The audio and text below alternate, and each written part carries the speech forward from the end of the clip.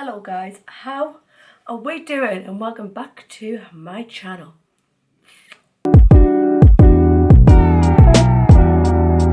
My new friend, say hi to him. Today, I did a little Q&A on my Instagram and I said, let's have a little get to know me, because I realised if you don't follow me on Instagram or TikTok, you probably haven't got a clue who I am and what I do, where I'm from, my background. So I thought, let's put a stake in the ground, and Mike just made that saying up. Let's put a start, well, I can't think what I'm going to say. What's that saying? Right, let's underline it. No, that's not even Anyway, with the fresh. Let's start afresh, maybe we'll go that one. And let's get ready together, and I will go through the questions that I got asked. And some extra bits, because there's lots of things you didn't know, and I'll also go through what makeup bits I'm using, because I am about to get ready to go into London with Josh for a little walkabout day. It's currently Friday. Just to have a walkabout, have a look, see what's going on, get some content, because I've got no pictures at the minute and I need cute outfit pics. So that's what we're going to do today, because Josh has Fridays off too, which is quite nice because we've got a day together. So let's get started. Right, for me base, right, I've been using this. This works in transit camera close up. Can't even see this, I can't even close it up. Right, yeah, there you go. And it's with a mask, moisturiser and primer in one use. So this is what I've been using. I think I got this on an ASOS box, you know, like, oh my god, it's going to explode. So let's start. First of all, hello, I'm Megan Wells. I am 30-year-old. I currently live in Reading, which confuses everyone. Everyone thinks I live in Newcastle because of my accent. But, oh my god, I've got my hair, for God's sake. I live in Reading because, if you have probably seen before, my boyfriend Josh is a dirty southerner, and I live in Reading because he's from here. But I'll explain the story on how we ended up in Reading. So I left home when I was like 19. I took a year out. I knew I wanted to go to uni, right? And I will do a thing about this, about my job, how I got there with pattern design, because I know a lot of people have got questions about pattern design, because it's a weird industry, but a lot of people want to get into it. So I went to uni in 2019. I went to De Montfort, I don't know why I say it like that, DMU, if you know. Went to DMU in 2012, 11, but class 2012, I think, yeah, don't quote us on that.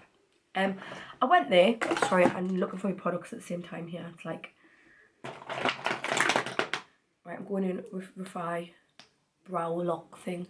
And I studied fashion fabrics and accessories because I always knew I could draw, but I was thinking I am not good at sewing. I was awful at sewing.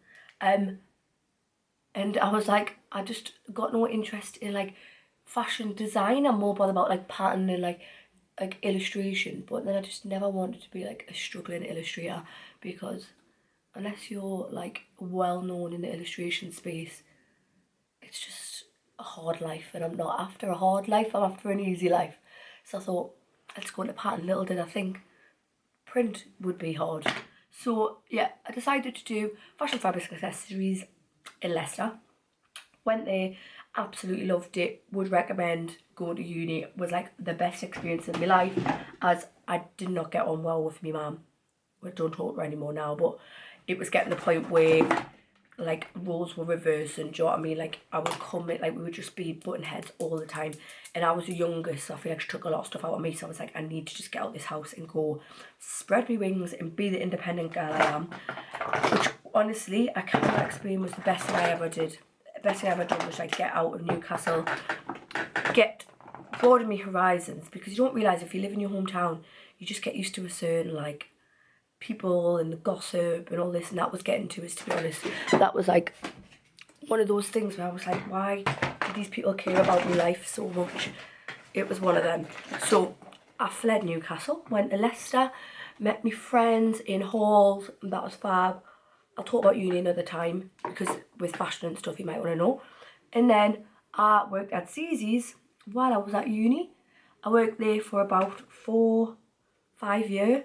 Honestly, one of my favourite jobs ever. Zzz's is chef's kiss, best. I got to keep all my tips. So if you're thinking about getting a restaurant job, go Zzz's. Got to keep all my tips. You get your own section, you get card tips, you get free food. Best company ever to work for, honestly. That's why I never wanted to leave, because the money I was making there was mad. But I thought, no, Megan, you actually need to try and get a job in your degree. So I went, when was this? It was like 2015. I just broke up with my ex-boyfriend at the time. It was like a uni love, and like we both sort of like grew apart. And then I moved to London, and I thought, I'm just going to move. I need to do it for my job, because unfortunately there's just not many jobs available in fashion up north. But this was before Manchester started kicking off, because I would have definitely moved to Manchester because it's closer to home. But I thought, no, Megan, you've got to push yourself and move to London.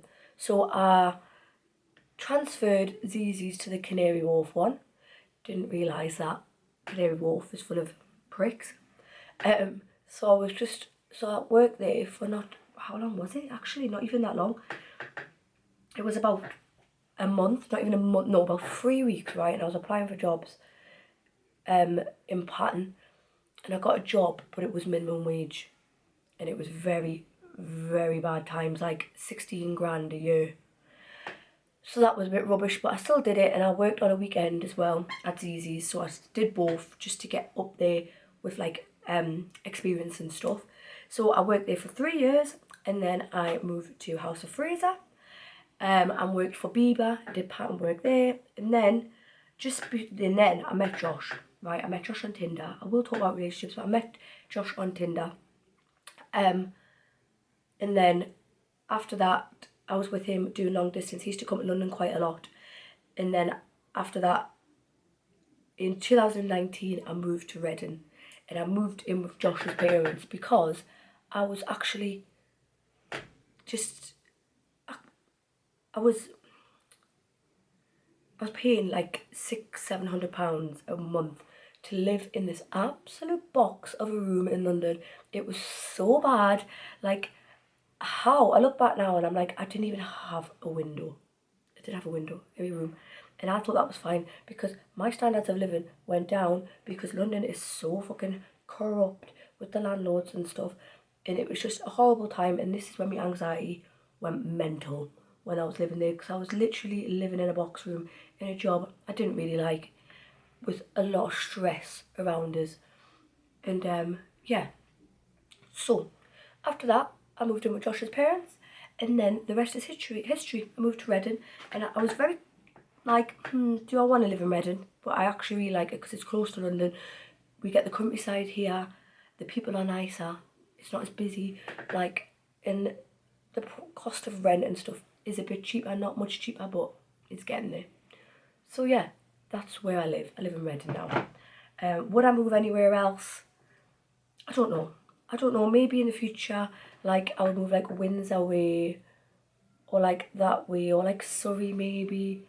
But to be honest, I actually really like Reading. It's a place I never thought I would say I like, because when I used to come visit, I thought, what the fuck's at Reading? But it's a good happy medium, and literally now I can get to London in 20 minutes. That's what we're doing today. Well, the sun's coming out. Get to London in 20 minutes. So yeah. Right, and then someone said. So I said, where did you meet Josh? Right. So as I just said, I met Josh on Tinder in 2017. I had just, oh my God, I've got a big spot there. I'm due on, I'm on, and I've got friends living on my face. So I was single for about 5 years, right? And fucking hell, those were peak 5 years, I tell you. The men I was going for were actual scum of the earth. Like, at one point, I did have a boyfriend who was in jail. Like, what the fuck was I doing? But I was just going through that stage in life. I just broke up with my boyfriend, and you know when you just lose the plot a bit? So, like, if my friends are watching this, they know I lost the plot. I was like, yeah, I thought I was someone like that. I'm not. So, yeah, I moved to London, and I met Josh within, like, a month of living in London, and I was like buzzing because I thought, right, a new pool of men, here we go. And I seen that he was living in Reading, and I thought, how the hell is this boy matched with us living in Reading? Like, when am I ever going to move to Reading? Like, there's no point of us even doing this. But I thought, oh no, he's handsome. And I've got a thing for, like, skater looking boys. And Josh looks he got to start talking on Tinder. And then he thought, right, I'll come and meet you in London. So we did. And that weekend was, I got my sister tickets to go see Matilda, the theatre show. Because me and my sister love Matilda. And he...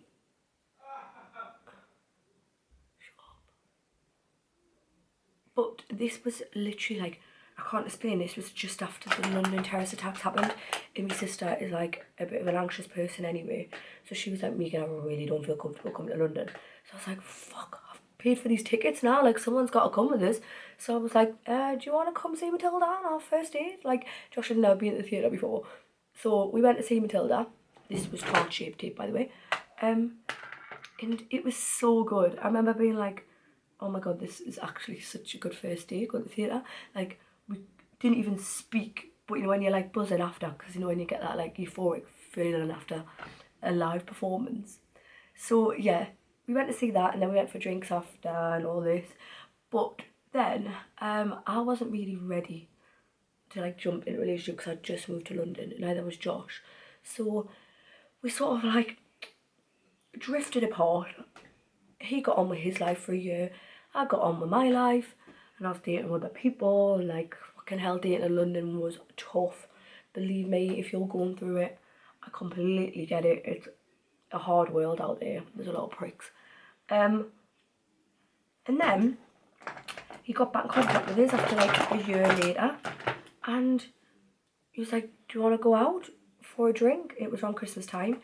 We went to like the little winter wonderland in London, like not the big one, the little one before, and the rest is history. So it's just, I truly believe like everything happens for a reason, and just because it wasn't that time, like he always stuck in my head. Like I remember I had a really good date with him, and he was a bit different to all the other boys I was going out with. Like he was just a bit more like normal and down to earth. So yeah, then that's that, and now we live together and we got a cat, and that was 2018, so nearly 4 years, I think it would be 4 year in March. I can't remember, we actually haven't got an anniversary because I can't remember the date.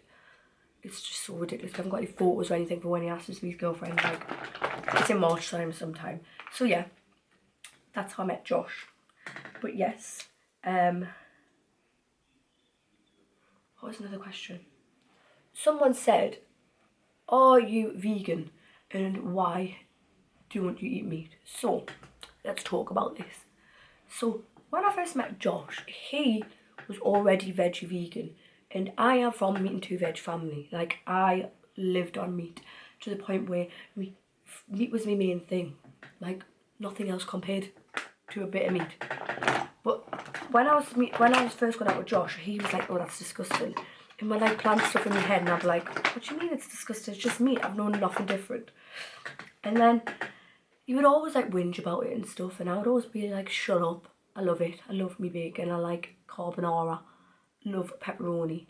Like pepperoni pizza was my thing. Obsessed.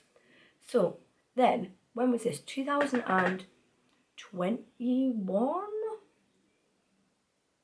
2021? 21. Yes, 2021. I want to say May time, Seaspiracy came out, and Josh had been in my ear about dropping meat, like my meat consumption for a long time, and I was like, God, I'm just gonna watch it, right? I'm gonna watch it. And he said, like, if you can eat meat, you should be able to watch the documentaries about the meat so you know what you're eating, and then make a choice from there if you want to continue. And I thought, you know what, it's fair enough. Like, if you're making the decision to eat an animal, like, just watch the thing to know what you're putting in your body health-wise, never mind, like, guilt-wise. So I watched it, Seaspiracy, and oh my God, I was absolutely traumatised. I was like, what the hell? This has been going in my body. Oh God, look how dirty that is. I was traumatised. Like, the fish, the dirtiness, like, oh my God, like, the way that, like, companies absolutely lie to us and tell us that it's good for you. Like, the whole thing is so fucked. Like, if you're going to watch anything, watch Seaspiracy, and that's just about fish. and like dolphins and tuna. Like, so I watched that and I came away, we went on a walk and I thought, what the fuck is that? I cannot believe what I've just watched. And Josh said, you need to watch the rest. You need to watch. It's Knives and Forks. Well, I put them below. Knives and Forks, I think it's called. Something like that. There's Cowspiracy. That's interesting. And there's lots. Netflix is actually really good for it. So I was like, okay, let's just see. Like, I'm not eating meat from now, like fish at least. And I watched these documentaries, and I got stuck on these bloody documentaries. I was absolutely mortified.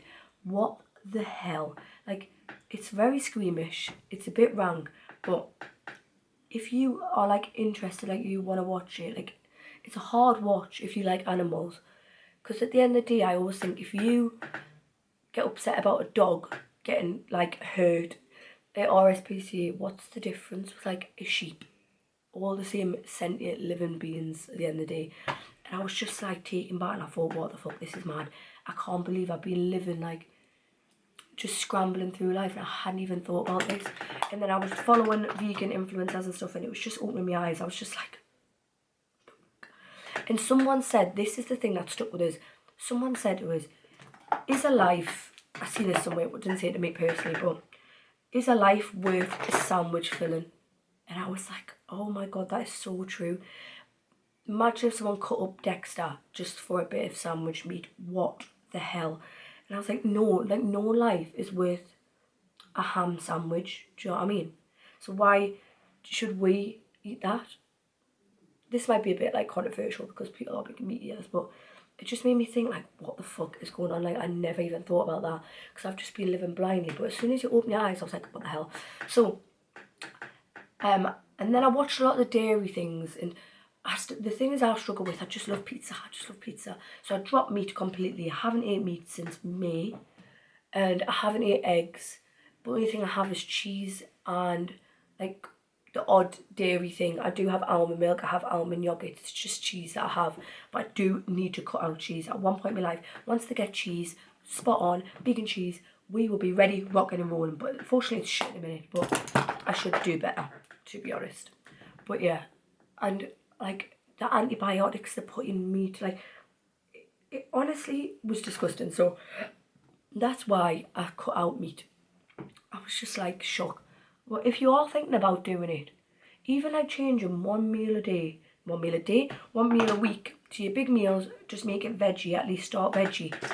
Something's better than nothing, I think. And annoyingly, there is people who are very like preachy vegans, and I've had it myself and be like, well, you can't eat that, I'm like, do you know what? If everyone was like me, the world would be, there'd be a lot less like animal cruelty. So do as much as you can, even if it's just swapping one meal a day or going with almond milk, like little changes make a big difference. But yeah, that is what I am at the minute, so I'm pretty much veggie, but I don't eat eggs. And yeah, what else? Yeah, I don't eat fish. Well, it's pescatarian, but yes, that's me. Anything with an eye, I don't eat. If it's got eyes, if it's got a face, I don't eat it. But I got used to, like now, bear in mind, like your cooking style has to change, but it's worth it. So yeah, that was I had that question a lot, and I think people are a bit confused. But yeah, someone said,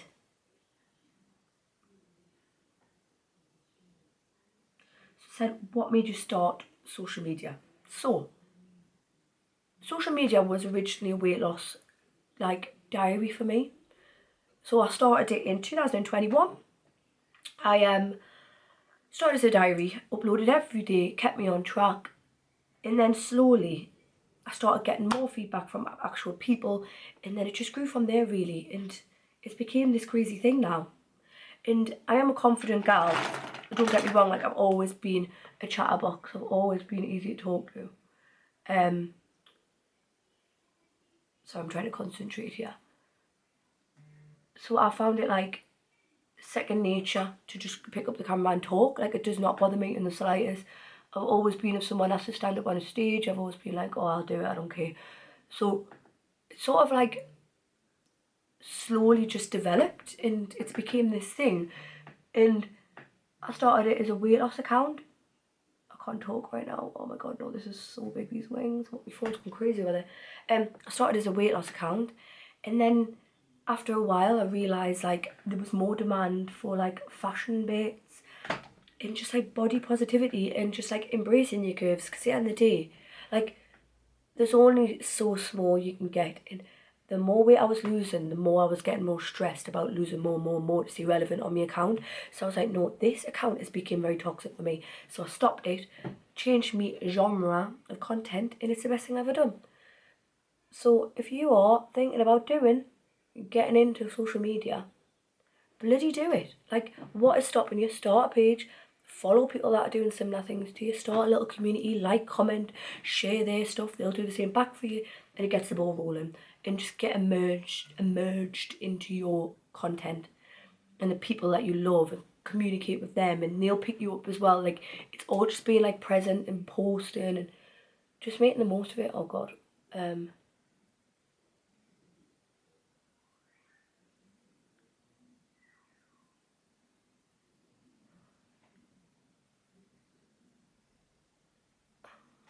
But yeah, that's how I got into social media.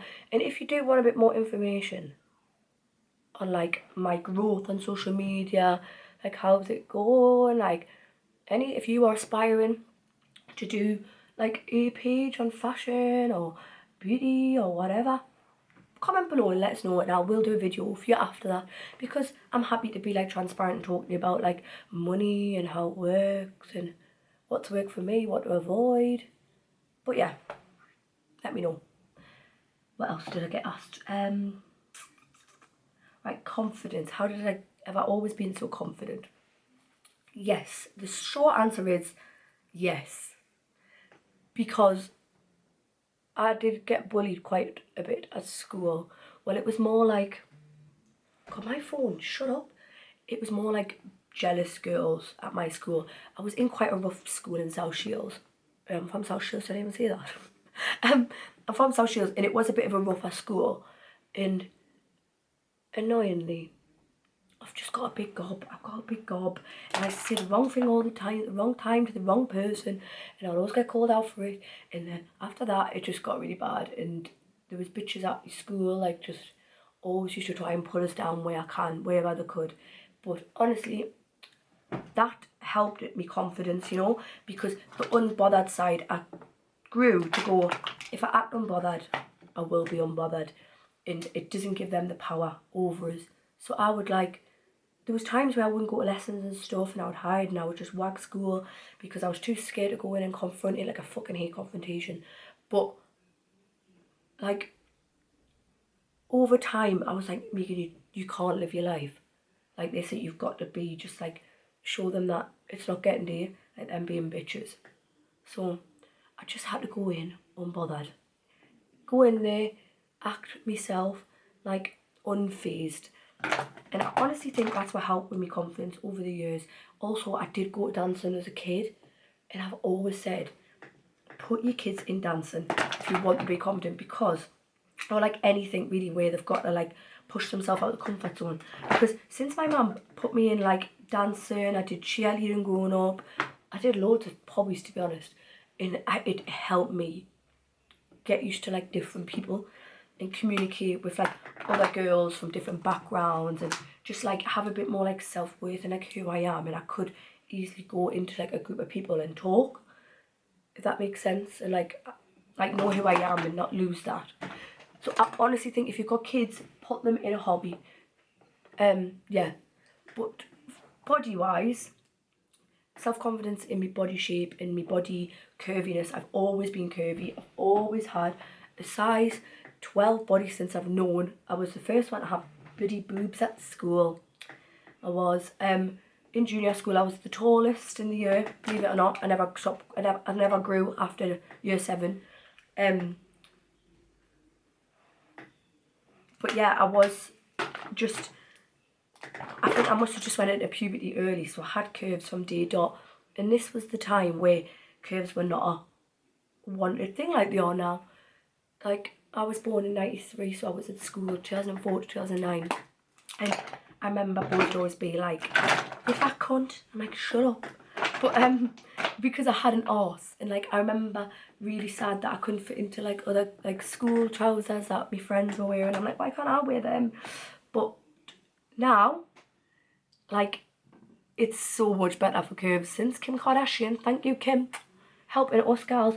But I think as a kid, if you've got a curvy body, it's just not really like, it wasn't a thing you want to be proud of, which was so sad. Because I remember thinking, I used to watch like music videos all the time, right? This is what, honestly, I used to watch music videos all the time of like Nicole Scherzinger with her hips, J-Lo, Beyonce, 50 Cent's videos, the video whores. And I used to go, you know what, that is so sexy, the fact that they've got like curves and they like own their bodies. And I remember I used to get really, I'd be like, yes, this is what I love this. This is exactly like what I want, this is how I should be because I have this. So over time, I just sort of like ignored what the people said like at school, and I just thought, well, you're just small town people, shut up. If they're doing it on MTV in America, the UK's behind. So, and then also I did, but and then at the time, so I started to like embrace my body a little bit more, like stop worrying about not being in kid sizes and being in like size 10, 12s in your like 9 and 10.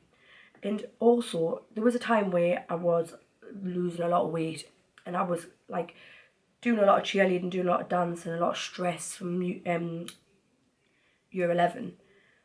And I remember my dance teacher's coming over, it's because we did dance as a lesson, and she went, "You look very skinny." And I'm not, if I lose weight you can see it on my shape, like if I'm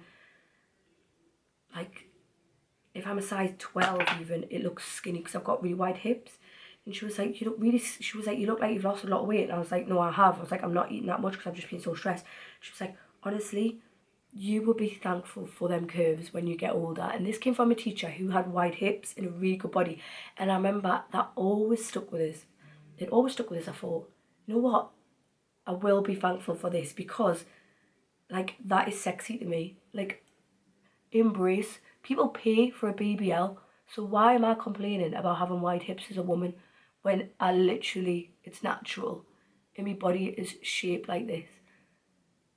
So I thought, you know what? Oh God, it's got glue back. Ever since then, I was just like, I'm just going to embrace it.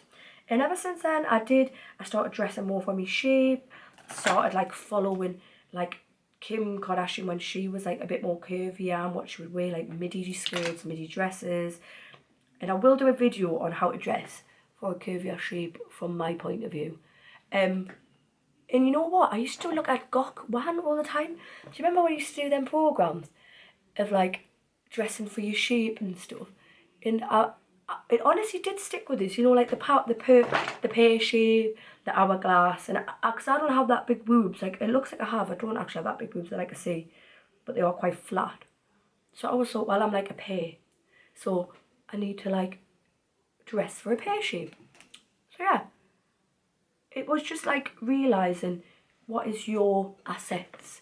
If it's, you got good boobs, if you've got good legs, like everyone has a thing that is like they like on their body. As much as everyone has something that they hate, a lot of people have a thing that they like. So embrace what you like. I don't know what's going on here. And then ever since then, like the confidence grew. The more I was like, the more you know yourself and the more you embrace yourself, the more confident you'll be because you know exactly who you are. And no one can like, if someone called us fat, I just go, shut up. I'm not the whammer. Shut up. I love your body. And if you love your body, no one can tell you any different.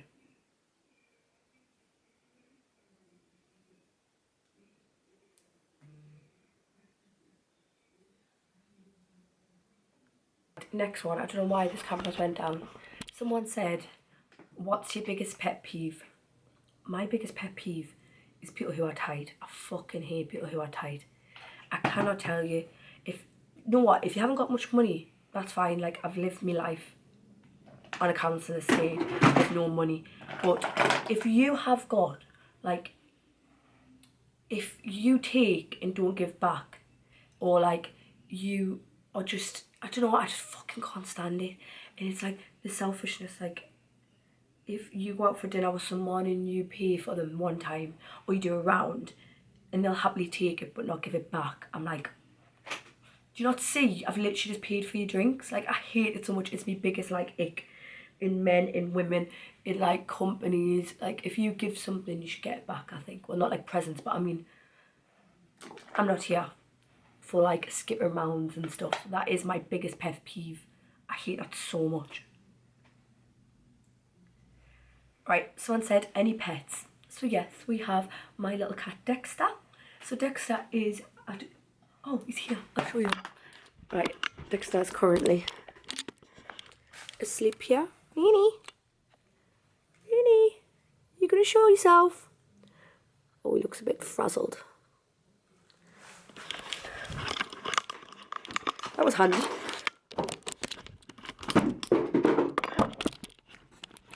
To be honest, I was not expecting him to be there. So we got Dexter. When did we get him? We got Dexter in 2021, just after we moved.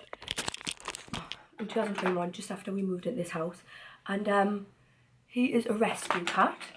So Josh's parents, like his mum, they had grew up with rescue cats all their life, and we said, if we're going to get a cat, like, we are a no pet household, so why don't we just get a little rescue, something that's a bit more chilled, so that's not going to rip the house apart. And we went to Thames Valley Cat thing, I think it was called. Thames Valley Animal Welfare, that was it. I'll put the link below. And we've seen Dexter. Well, we looked at a few cats, and we've seen Dexter, and we're like, okay, let's go see if we can view him. So we viewed him, and apparently the woman on the phone said the couple that viewed him before, it was an old couple, he actually scratched them. So I thought, oh my god, Josh, we're going into this vicious cat. What the hell? So I was like, right, we're going to view him anyway and see what he's like. So this woman had him in her back garden in, like, shelter things. And, but, like, she's all volunteers, also nice. She was a bit crazy, this lady. And we went in, and his belly was huge. When I tell you, this cat belly was massive. And as soon as we got in there, she went, just give him some dreamies, right? And we were like, all right, he'll come out with some dreamies, little fat cunt. She was pouring the dreamies down, like, to the point where, like, it was half a bag she was putting down, and then we used just a couple, and then she went, do you want another bag? So that's the reason why he was so fat when we first got him. But he settled in really well, and I would definitely recommend getting a rescue cat. Well, yes. I'm ready. So about getting ready since you have, and you're doing a video. I'm ready, look. And what clothes you gonna put on? I've got to put black trousers on, that bomber, a white t-shirt and white Converse. Okay, cool, but I mean, is it like, is that going to take a while or not? No, I'm not filming that.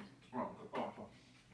Hold up, bitch. Yeah, so we've had him now for nearly 2 years, I think.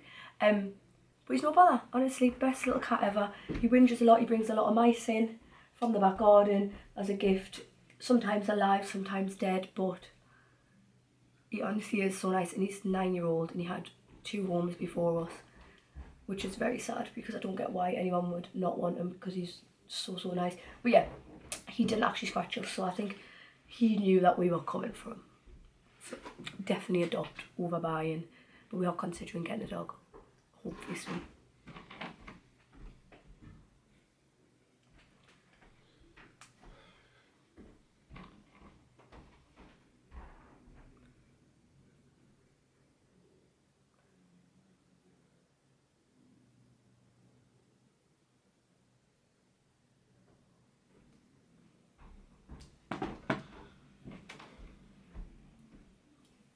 Are you still recording? Yeah, can edit it out though. Are you going to carry on talking now, like that? As in, like, are you finished recording? Or I'm just going to say bye, I think now. Okay. Why? Let's put radars on while I'm getting changed.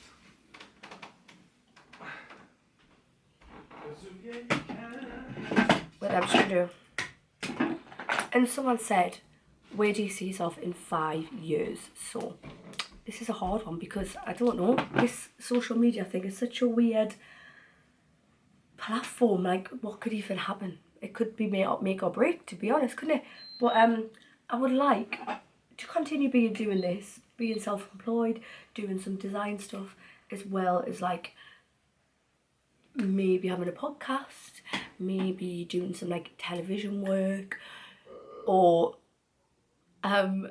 yeah, I would like to have a dog. I would like to own a house, be driving, of course. Just sing in the background. But yeah, just be happy. Like, I'm not in any rush to get married. I'm not in any rush to have kids. Like, I'm 30 now, but I just haven't got it in us to have kids yet. I want to live my life. I want to travel. Like, unfortunately, because I came from like quite a poor background, I didn't go abroad till I was like 23. So I haven't seen as much of the world as the average person. So I just want to see the world, really, and just live my best and experience things and have nice days out and city breaks and just build memories with my best friends. Like, all kids and marriage and stuff can just wait, to be honest. I bet I'll be watching this when I'm 35 and go, God, Megan, you thought you knew what was coming. But that's where I see myself. Hopefully a household name. Who knows? But we'll just see. We're riding this wave. But yeah, I think I'll end this video here because my hair and makeup is done and Josh's about to have a breakdown. But if you have any more questions, pop them below and I will answer them. Maybe in a part 2, because this was just Instagram people, so I know I haven't reached out to you guys yet on what you want to know. But yeah, I hope you like it and got a bit more of an insight into about me and where I come from. And I will do more like specialist videos on like anxiety, my background and design. I've got so many like parts of my life that like I've been through stuff that I want to talk to people about, and like how to get through certain things, mental health. There's just a lot of experience that I would love to share, and just if I could help one person, it would make my life. So I am going to do that. But if you've got any more burning questions, ask below, and thank you very much for watching this and staying till the end. And if you did stay till the end, put a little, what can we put? A cat emoji, or a cat emoji below for little Dexter. But thank you very much.